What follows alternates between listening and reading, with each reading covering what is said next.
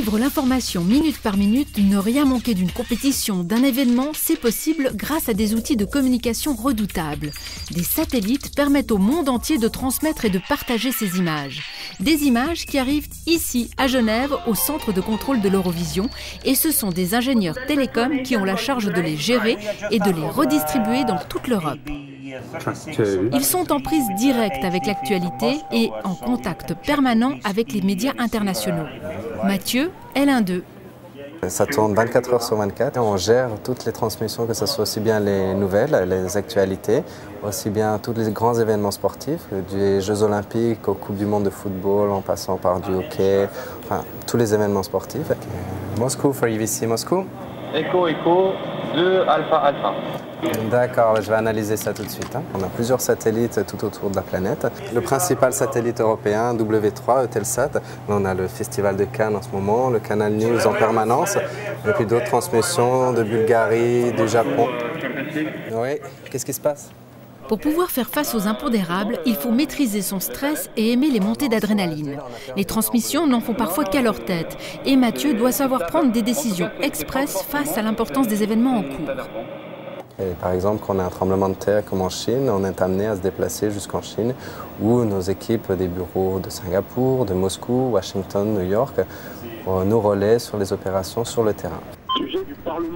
À côté de la salle de contrôle, le département des news où sont préparés les sujets internationaux. Arte Strasbourg. Oui, Genève. Vous pouvez monter sur Juliette 2 avec le Parlement et ensuite avec la Commission européenne.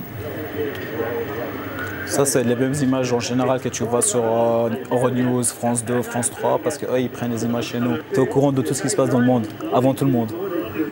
Le centre névralgique de cette régie hors norme se trouve dans cette salle climatisée et sécurisée. Si ça tombe en panne, on est vraiment embêté. Là, c'est vraiment la fin, quoi. Ici sont traités tous les signaux envoyés par les satellites et les fibres optiques. Les sommets internationaux sont également diffusés par l'Eurovision. Là encore, le rôle des ingénieurs télécoms est capital. Je suis venu au centre de contrôle de l'ONU, à Genève, pour m'assurer que la ligne était bien ouverte entre l'ONU et le centre de contrôle de l'Eurovision, pour envoyer des transmissions et m'assurer que tout fonctionne bien. La télévision n'est qu'une facette du travail d'un ingénieur en télécommunications. L'Internet et la téléphonie mobile sont des défis à leur mesure. Prenez l'exemple de Raphaël et de Joël qui viennent de créer une start-up spécialisée dans la sécurité des données informatiques.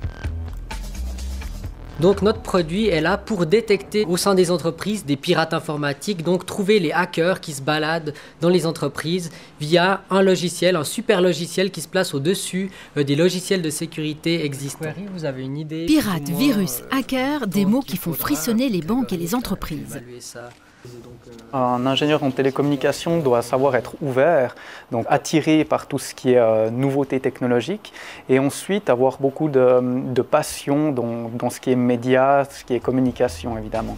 Vous l'aurez compris, l'ingénieur en télécommunication est ouvert, curieux, ingénieux et sans cesse à l'affût des derniers développements technologiques.